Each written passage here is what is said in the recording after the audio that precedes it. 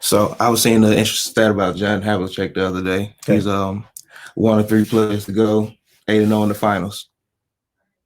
And then it's kind of crazy, right? I don't know who the other 2 players are. I didn't think to look into that, but I decided to just look into Jon Havlicek, who just see some more stats in the awards and accomplishments. Like 8-0 in the finals. Yeah, that's crazy. Like, how many people are actually undefeated in the finals? First and foremost. Right. So then for to be 8-0, that's Michael Jordan is 6-0.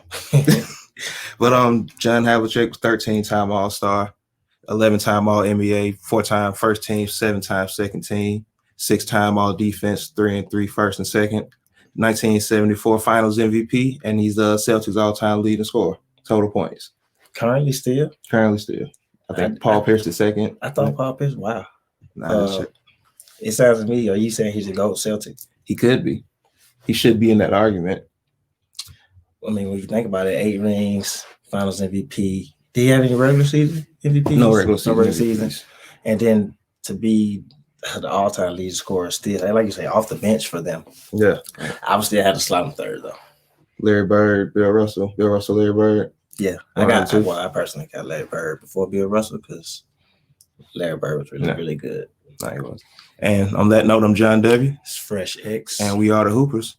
So just to give you a little background about, who we are, how we got started on the podcast. Of course, Jon Dubya, Fresh X. We started on SoundCloud, 2 NBA seasons ago? Last season, actually. First episode was NBA Finals Game 1. And then we eventually moved to Anchor. That was first episode. Yeah, eventually moved to Anchor. Now we're here going live with Off the Ball Network. Shout out to Chris LeBron and the whole team over there. Portland Trail Blazer fan. Philadelphia 76ers. Being from Atlanta, we do cheer for the home team, Atlanta Hawks. Shout out to Trae Young. Hopefully he makes another All-Star game and lead them to the playoffs this year. I think Trae is taking us to the playoffs this year. That's my bold prediction. But we'll get that another time.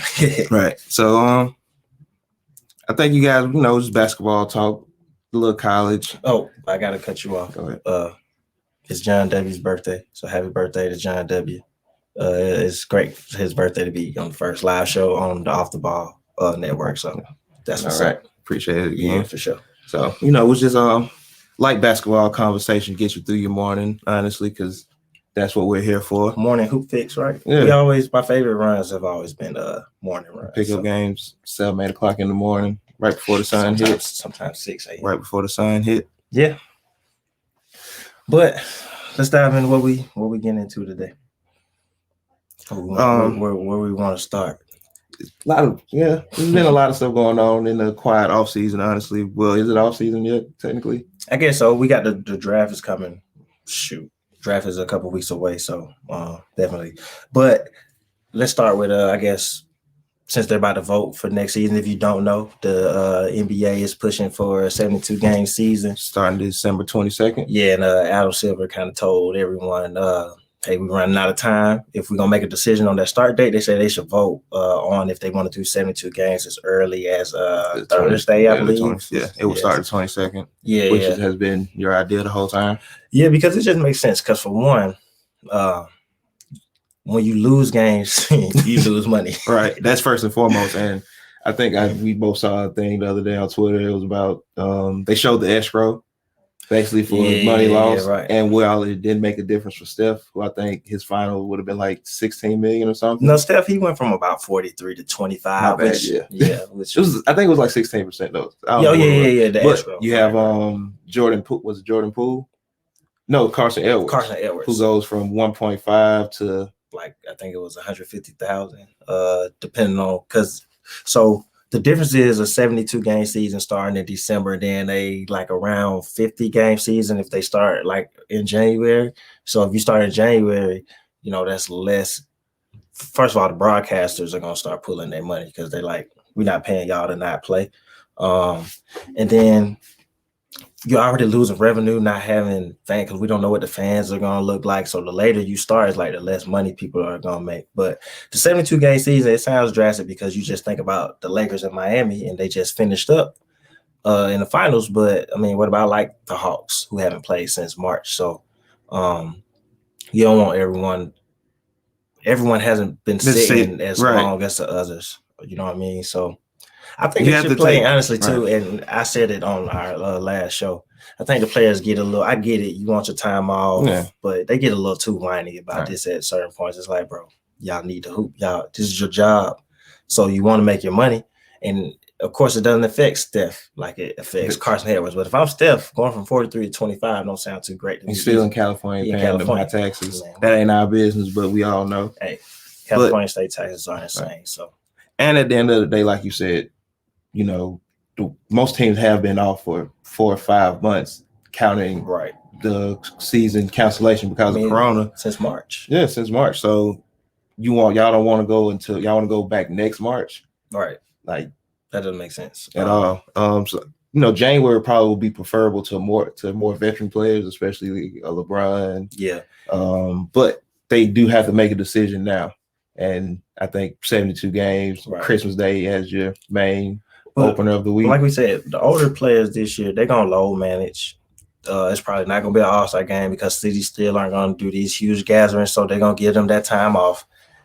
It'll work out in the end. Play ball. But shout out to Adam Silver for trying to figure something out, especially because he do want players to get their money. Yeah, I like Adam Silver. He's thinking like and Adam Silver comes from a perspective, in my opinion. He seems like he cares that the players want to get rest or whatever.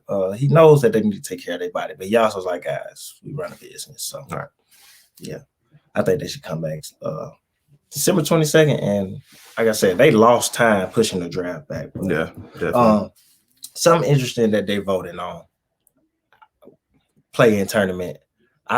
We all like to play in tournament. We agree. We all like to play in tournament. Definitely. That was cool. It was something fun. I wish the East could have been participants in that. They didn't deserve it. They did. But so they're voting on if they're gonna do a play-in tournament this year. Yeah. But I don't like adding the 7th seed in it automatically. I think it should still be like if you're within a certain amount of games, you get the opportunity. And if the 7th seed, like we was talking about Dallas was the 7th seed last year. Dallas was closer to being a 5 seed than a 7.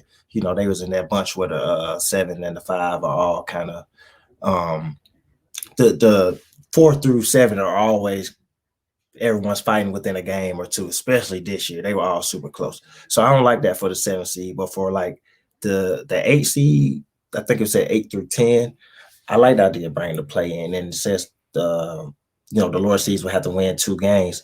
But I like the idea of the play-in. What you think about that? Definitely, I love the playing game. I like to see game. We all like the playing game. First, if for those who really don't understand why the playing game came into effect, it was just to give those teams who were at the bottom, because those games do matter at the end of the year. Mm-hmm. I'm not gonna say Phoenix was gonna make the playoffs because they in 10th place usually can't make that Phoenix jump. Came into the bubble with the worst record. So, but Portland, who is right there with those extra games with a veteran roster, you imagine them like. Yeah, maybe catching up. So you want to give them a chance. You still want to give them a fair chance, and it's just more basketball that we missed out on. Honestly, I think it's also for the people the casuals that sleep on the regular season. Yeah, you understand now. You understand how important the regular season is. Yeah, and it brings an extra competitiveness because give a little college feel, I guess, with the playing. Back to the original question: do I like it? I absolutely like it, but to your point, I do want it to. Like, I don't want the 7th seed to automatically be thrown into the tournament either, because it's like this year with Dallas, they weren't that close to being the 8th seed. No, they were a little closer to being 4th, 5th seed. So throwing them in there, even though I still think Luka would, win the game regardless, but that's not. Of course, Luka. But but that's not. Don't throw them in there. It should still be 8 through 10. Yeah, Dallas didn't deserve to be in it 8 through 10, but like you say, mainly just like a certain amount of games. If you're within this amount of games, 2 games, like if you're within 2 games of each other at least. I know it was 4 during the bubble, during the playing tournament in the bubble this year. I had to just look at their record real quick. Like Dallas was 43-32. Portland, who got the AC, was 35-39. Dallas didn't deserve being in the play-in game at all. So I got a quick off-season question for you, real quick, just to break the norm. It's a lot of talks about free agency. I know I guess we can get into free agency now. We usually don't get into free agency, but with a lot of players knowing that, knowing what it takes to win championships, now you do have to play with one more player, but you don't want to really commit. Do you see any 1+1s this year? Like a lot more 1+1s? Yeah, for sure. This is why I really think people are gonna sign 1+1s. People like Anthony Davis in particular, I use him.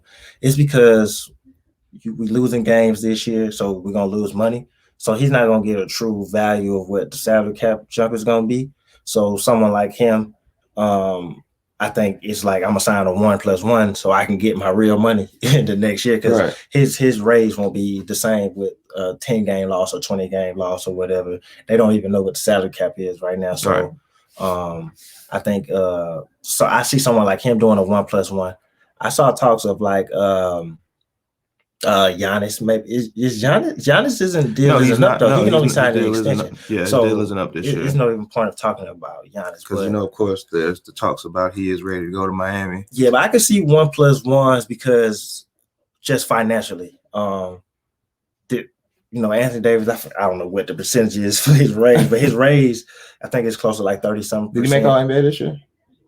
Yeah, All NBA and all defense. So his raise is in like 30% type range, 35. So he does qualify for the Supermax. So regardless, sign a 1-1, come back next year and get a real extension. I also think it does kind of give people a little cop out too, because if you don't like what's going on, you could leave. But I don't expect Anthony Davis in particular to go anywhere. I'm not that real. I don't know everyone who's a free agent as far as big names this year. I know AD. I know you got Gallinari, which is a lower, like he's going to second tier free agent. Yes, but I don't know of any bigger names free agents right now that come to mind immediately. It just seems like there's a lot of trade talk out there. It's more. I think it's more trade talk than player movement. Like since I said trade talk, should we talk about Shams? And let's go right. Let's get right into that. Kind of just fell right into it. Let's get right into that. So the latest report. Well, first I want to start here. Daryl Morey, who was recently hired by the 76ers. They had his introduction press conference yesterday. That's what's up. Or the day before yesterday, I think it was. Yeah, I didn't know. Also, Elton Brand signed an extension. That's what's up. I like it. I do like Elton Brand as a GM. Yeah, man. He got somebody that I think Daryl Morey believes in what he's doing and is going to really help him to the fullest. But don't mind me, I'm sharing. Shout out to Off the Ball Network. But Daryl Morey came out and he already said that he's not thinking about trading Ben Simmons or Joel Embiid. 24 and 26. You want All-Stars, All NBA. Right. I know Joel Embiid had a down year. His down year was 23 and 11. I mean, that's definitely a down year from 27 to 13. Right. But I think Daryl Morey is going to do like what he did in Houston. I think we've said this plenty of times. He's going to build the best team around his best players. Yeah. Shooters, another ball handler, a real backup for Joel Embiid is so important. I didn't realize Daryl Morey came into Houston when they still had Yao Ming. I didn't know that either. Yeah, he was committed to building around Yao Ming and T-Mac. And Yao he did. Ming got hurt and never played again. But my bad. I just found it out yesterday. No, you good. But he did try his best to build around him. He got a point guard, a shooting point guard that can lead the team. Whether that was Ray for Austin or Aaron Brooks. Right. He got a defensive wing, Shane Battier. I don't remember. Yeah, exactly. I don't really remember who the 4 was, but it would have been like Chuck Hayes. Chuck Hayes. Shout out to Kentucky. Chuck Hayes for sure. But so I think it was just natural. Daryl Morey comes to Philly. If we're gonna go wildfire, he wants James Harden. Of course, he said James Harden. He thanked him for his career or something. It was a story. I'm definitely misquoting it, but I think it was a players, essay that he wrote. Either way, I knew the James Harden stuff was going to go wild. One, shout out to James. He's one of the top 10 players in the NBA. Ben Simmons is 24. You train a 24-year-old for a 31-year-old? Hold on. Because we're going to get into Ben Simmons and how people get on his shooting. But I just want to remind people, Ben Simmons has been playing 3 years in the NBA. He's made 2 All-Star games. He's made All-NBA first team. He's made All-NBA third team. And he doesn't shoot threes. All-defense first team? All-NBA defensive first team, All-NBA third team. He's a 2-time All-Star. He averages 16, 8, and 8 on, I think, 61% true shooting from the field. And he shoots terribly from the free throw line. It doesn't take threes. 3 years into the league. You going to trade that for a 31-year-old man, 32-year-old that hasn't won a championship yet? So I just wanted to start with there. But to your point of, just about trying to build around, having a good backup for Embiid, it's like just making the team make sense. Yeah. Facts. What do you think is bigger for Philly? So we'll dive into Philly for a second. Trading Tobias or Al Horford, or you make it work and you fit stuff around that. I think those two big deals. Trading Al Horford, honestly, I makes think the most sense, right? Yeah, because I think you can cut back on some of Tobias Harris shots. Yeah, get Joel Embiid some more shots. Tobias, I was dumbfounded to figure out word of the day that Tobias he averages he took the most shots on the team, but Embiid averages 5 more points per game than him. Yeah, so that's mean he's just getting up shots. He's not really taking shots in the offense. Right. He's forcing shots, trying to get his rhythm. Right. But I think you can find a medium place for Tobias Harris where he can thrive in the offense, not as the second scorer and as the third option. Because Ben Simmons has to be your second option. Joel Embiid is clearly the best scorer on your team.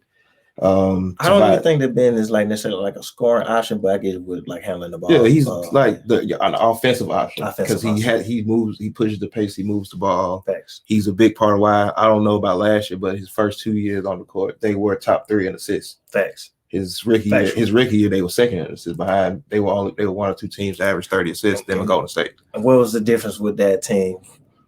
Shooting everywhere. Even with Embiid, he was in better shape then, but spacing the floor and just pushing the pace. Yeah, Robert Covington, Dario Saric gave him good minutes that year. Yeah, but I would honestly, in my opinion, if you have to keep the roster that's there, I'm adding shooters, but I'm also I'm adding shooters, but I'm just changing up the starting lineup. I'm moving Tobias to the 4. Al Horford can be the backup center for Embiid, and he can also be, when you low manage Embiid, then you slide him in and start. Yeah. You think theoretically he's going to shoot better next year. And I think he just proved he's not a power forward, but at this stage of his career, he's not a starter. He's not necessarily a starter. He's not a starting power forward. You don't think he's a star center? I don't think he'll be a star center.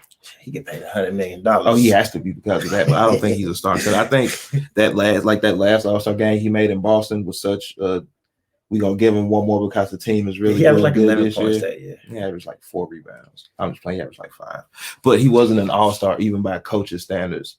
And his decline has happened more rapidly than people want to admit because he's still such a good team player. Yeah, he's a solid dude overall. Like he's still a decent defender. He's still a decent shooter.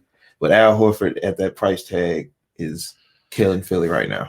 Man, you got Al Horford at $100 million, and then Tobias is almost at $200 million. Ouch.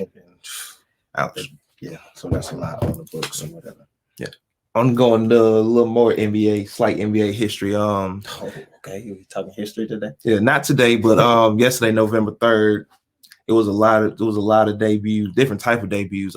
Kevin Garnett made his debut with the Celtics on the 2007-2018, the championship team. 22 points, 20 rebounds. I remember KG not wanting to be traded there. Yeah, 5 assists, 3 steals, 3 blocks. That's a Kevin Garnett game. 20 points, 20 rebounds. That's 5 assists, 3 steals. That's such a Kevin Garnett game. Because Kevin Garnett at one point probably was the best player in the NBA because he could honestly do it all. He had his argument for best player in the NBA, I believe. And he was bringing the ball up the court, starting the offense and all that. I'm surprised he only has one defensive player of the year, which he would have gotten that year. But I always thought he had one in Minnesota, but no, he doesn't. Kobe Bryant, Steve Nash made their NBA debuts as well. Kobe didn't score a bucket, but I'm pretty sure he got plenty of shots up. Shout out RIP to Kobe. Steve Nash, I think he had 2 points, 2 assists. Did Steve Nash start in his debut? You know that off the top of your head? I'm pretty sure Jason Kidd started. Yeah, he would. Don't mind me. Another NBA debut, Lamar Odom, 30 points. I'm trying to get it right. I know he had 30 points. It might have been 34. 30 in the debut. 34. I think it was 34, 14 assists, 7 rebounds. Sheesh. Like Lamar Odom was. That Clippers team, I always thought they was going to be fun. It was Lamar. Just think about these players. Lamar, Quinn Richardson, Darius Miles, Corey McGarry, and Keon Doolin. Michael Olakandi. Candyman. I was going to name Elton Brand. Yeah, I was going to leave him out of it. But this is the thing about Michael Olakandi, just to keep the conversation going. Olakandi averaged 2 blocks a game for the most part, maybe 1.5. But Olakandi, he got dunked on because he was blocking shots, and that's something my dad always told me. You get dunked on because you're trying to block a shot. Yeah, I don't know a shot blocker that hasn't been dunked on. So it's funny about Olakandi. He obviously has gone down to be a bust, but I just heard about how basketball was like such a secondary thing for him. But the thing was, he was supposed to be a defender, and he, that didn't even become his thing. It wasn't. He was 96 draft, best class of all time, though. It was a lot of 96 debuts, you said. I think 96 is the most full draft. Full draft. Like, okay. It's a lot of Hall of Famers. It's a lot of stars, but I think it's a lot of forgotten players in that draft as well, though. Like we know the Iverson, we know the tier 1 and the tier 2 players. Yeah, they got those. But how many tier 3 players can you name from that draft? That's a question, y'all. Y'all don't have to answer this right now. But how many players not named Kobe Bryant, Allen Iverson, Steve Nash, Stephon Marbury, Marcus Camby, Ray Allen? That's a deep draft, though. Kerry Kittles. Kerry Kittles, 96. Yep, 96. How many of the other players can y'all name in that draft? Because we know the tier 1 and tier 2 players from that draft, but do y'all know any of the tier 3 career role players from that draft? But they top 3 though. No, yeah, definitely. I think they're better than the 2003 draft. I think the 2003 draft gets credit for their tier 1 players. Yeah, I agree. 2003s, they got LeBron, just like 83 got Jordan. So yeah. I mean, Charles Barkley, John Stockton. I mean, Melo. Yeah, exactly. So you get more credit for your tier 1 players than you will for your tier 3 players. But if a realistically real deep draft, you can name some tier 3 players as well. Is all I'm saying. Makes sense. But 96 is a really good draft though, and one of the best slam covers ever. I think that's the best slam cover. No, it's this Jordan one up there. It's pretty. Yeah, that's special edition. Regular everyday cover. All right, you sent me a video yesterday. I want to talk about that for a second. Just switch it up. You sent me a video of Gilbert Arenas' podcast, No Chill Pod. Shout out to Gilbert. I actually watched. I love Gilbert Arenas was my favorite player. He's one of my favorite players. He's one of those people. I like him as a basketball player and as a person. Yeah, he's hilarious. Remember, it's just a sidebar real quick. Remember when he first social media was becoming a thing and he was just going crazy and people didn't understand Gilbert. He was talking about making the WNBA topless. Yeah, and uniforms. He was crazy. Gilbert is crazy. But shout out to Gilbert Arenas, one of my favorite Arizona players ever. You sent me something from his pod. I watched you, as you know, I listen to so many different podcasts, from especially like player podcasts. I love Gilbert's podcast. JJ Redick's. I listen to the Knuckleheads, All the Smoke. I listen to everybody's podcast, especially like I like to hear Hoop Talk. JJ Redick's podcast with Coach K is amazing. But back to the point. It was him and John Walters on the pod. I don't think the whole pod has dropped yet. And Gilbert was talking about. I've seen 2 different clips from it, but we can talk about the clip. You sent 2 different? Yeah. No, I sent you one, but I saw another one after that. Yeah, but he was talking about how did they make it work, and he said that when John Wall came to the team, first of all, he's the number 1 pick. He's the future or whatever. And Gilbert said that was his mindset. So he's like, I'm not a point guard, I'm an assassin, is what he said. And he was like, he's a point, he has the vision. He said, his mindset became, I don't have to set people up no more. So I think it was cool though, as an OG, how Gilbert embraced John Wall and then, try to fight with him or whatever, or try to extend, this is my team type of thing. Because even John Wall said, he could have been an asshole and et cetera, et cetera. But he was like, if people forget, that was one of the first teams to do the 3 guard, play 3 guards. Kurt Houck and Gilbert Arenas. Yeah, they did it. And but Washington they kind of always did, because they made sure Gilbert Arenas had a backup he could play with. Facts. That's factual. And that's what he said too. He played with other ball handlers, but I thought it was interesting to hear that take or whatever. And I think that helped the development of a younger player. And I think it showed good leadership from Gilbert Arenas. Do you think that's kind of uncommon to hear from those type of players, to be like, but you hear it every once in a while. Shaq went to Miami. He said, "Hey, Wade, this your team." But then you do see some different though, because that's not a center to a center. Facts. And Wade and Wade was already there. That was Wade. But facts. That is a good point though, because Shaq could have came in as the champion, as the MVP, of like, we're gonna do it my way, or we're gonna do it my way. I chose to come here, so. But I think him realized he chose to go there. Like, I want to play with him, so I'm gonna play how he want to play. Right. But I don't think that's really an NBA thing. And of course, it does happen, because you do got some players that want to play as long as possible. They want to get as much money as possible. They don't care who the draft pick is, where he was drafted at. That's just who they are. Like, this is my team. I've been here. But that's not something you really hear from the NBA. That's an NFL thing. But like Brett Favre, like, yo, this is me. Why y'all drafting? I know I said I'm retired, but why y'all drafting him? Nah, that's factual. Even now with Aaron Rodgers, and they drafted a quarterback in the first round, but And I was like, he not even close to retirement, so you got to like, what y'all doing?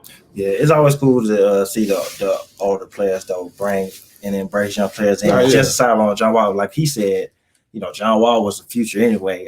It was a great quote. I'm gonna mess up the quote, but he was like, you want to be a part of the future, you gotta let the future come or whatever. Pause. But he embraced that with him and played with, embraced playing on the team with John Wall. And John Wall was like an amazing talent coming out. I can remember John Wall he was maybe a class or two after mine. And I can remember John Wall going from we never heard of him to he was the number one player in the country. That I questioned him that whole summer because I was just like, who is he? And then he got to Kentucky, and him and DeMarcus Cousins was like two of my favorite players ever. Like, we know DeMarcus since like he bald head. Yeah, bald head in ninth grade. at the camps we played at 2 many camps with him. But John was gonna be the future of the team. Yeah, and Gilbert Arenas understood that. He knew if he wanted to keep playing, not to stand in his way. Right. Which if he wanted to have an opportunity somewhere else too, because he knew that he was about to be out anyway. So now you want to show that you're ready to accept any role they give you, honestly. But like I said, I'm not gonna say it's not an NBA thing because NBA players usually like to keep stuff like that in the locker room. If you're not, if it is I think Cleveland last year was like the first time where it was really outside locker room talk about, a player, they said players coming out talking about the younger players, saying by name, and like it wasn't random Cavalier players. It was like, Tristan Thompson and J.R. Smith saying this. Factually. So that's actually, the team was clearly just a mess. But I think the NBA has always been more of a fraternity like that. You see the rift more in other sports or whatever. Yeah. And then the NBA players are more every now and then you have a Matt Barnes, Derek Fisher situation, or that's different. Tony Parker, Brent Berry thing going on, but that don't really happen that often. I'm on Matt Barnes' side. Oh no, yeah, definitely. But that's all I really got for today. Anything else you want to put out there? No, I do want to say I did see a second clip of Gilbert Arenas to John Wall. John Wall was just out in California working out. There was a bunch of Brooklyn Nets. There was a bunch of Brooklyn Nets players out there. Torian Prince, Kyrie. I guess KD was out there playing. Yeah, I saw that. And Gilbert Arenas, they was like, he gonna determine how Kevin Durant gonna be that game by his first couple shots. He came out, he shot the first 6 shots, started 5 for 5, all left hand hezzy pull ups, of course, and then 6 shot. You expect the left hand hezzy pull up, right? You beat, he gets you. Facts. And he was like, Kevin. He's saying Kevin Durant ready. Oh, you don't got to tell me. I'm just waiting on the season. But now, I think that's it, man. Once again, thank you, Off the Ball Podcast, for having us do this live. Yeah. Shout out to my brother again. Shout out to Jon Dubya. And you can follow us on Twitter, Hoopers Pod. We're on all streaming platforms. Just type in the Hoopers Pod. And that's on Apple Podcasts. We're on Spotify. We're on everywhere. Everywhere. So, we're international. And appreciate it. The International Professional Podcast is going live. Right, yeah. We're going live with the Off the Ball Network. So this is Hoopers on Off the Ball Network. Shout out to everybody over there. Chris LeBron, Steven. Shout out to Mo. Shout out to Mo. Glad your surgery went well. Yeah, shout out to you. Get back on your feet soon, man. Yep. Other than that, shout out to all the Hoopers out there, man.